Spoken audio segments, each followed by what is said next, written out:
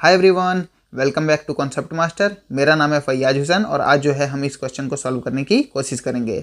If angle A and angle B are acute angle such that cos A and cos B are equal then so that angle A is equal to angle B. हमें क्या दिया हुआ है, ये हमारे दो angle हैं, दो एक्यूट एंगल हैं। एंगल ए और एंगल बी जो है हमारे एक्यूट एंगल है, यानी 90 डिग्री से छोटे हैं। और हमें दिया है कि कॉस ए जो है कॉस बी के बराबर है और हमें क्या करना है, इन दोनों को इक्वल प्रूफ करना है। तो सबसे पहले हमें क्या दिया है, गिवन क्या है, गिवन हमें क्या दे रखा है कि कॉस ए जो है बराबर है किसके, कॉस बी के। ठीक है।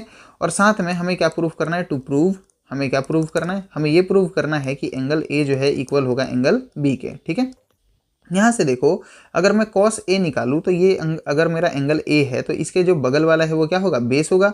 और जो है इसके यहाँ पे जो है ये वाला जो है मेरा क्या होगा, बेस होगा। और ये वाला जो क्या है 90 डिग्री के सामने, ये हाइपोटेनस, क्योंकि एंगल के सामने वाले को परपेंडिकुलर और जिसे बेस बोलते हैं। तो बेस अपन में हाइपोटेनस किसके बराबर आएगा, मेरे बेस अपन में हाइपोटेनस आएगा मेरे कॉस के बराबर।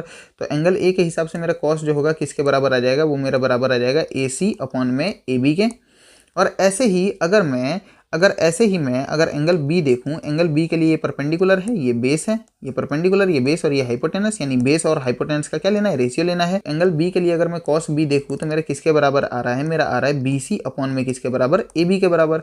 और क्योंकि हमें दिया हुआ है कॉस ए और कॉस बी बराबर हैं, यानी कॉस ए और कॉस बी बराबर है, तो हम लिख सकते हैं कि AC अपॉन में AB इज इक्वल टू किसके बराबर है, BC अपॉन में AB के बराबर है।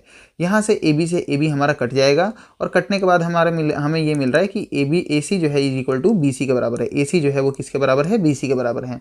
अब देखो, हमने ये पढ़ा है कि अगर हमारे एंगल्स क्या होंगे, इक्वल होंगे, तो उनकी अपोजिट साइड्स क्या होती हैं, अपोजिट साइड्स क्या होती है, इक्वल होती है। अपोजिट साइड क्या होगी, इक्वल होगी। ऐसे ही अगर मान लो हमारे अपोजिट साइड्स क्या हैं, इक्वल हैं। अपोजिट साइड्स अगर इक्वल हैं तो उनके अपोजिट एंगल्स क्या होंगे, इक्वल होंगे। समझ में आ रहा है। तो इस हिसाब से क्योंकि हमारा AC और BC जो है हमारे क्या है, इक्वल हैं, तो हम कह सकते हैं कि एंगल A जो है बराबर होगा एंगल B के। तो हम कह सकते हैं एंगल A जो है इक्वल होगा एंगल B के। ठीक है। तो यहाँ से हमने इसे प्रूफ कर दिया। तब तक के लिए बच्चों पढ़ते रहें, मिलते हैं अगली वीडियो में, तब तक के लिए।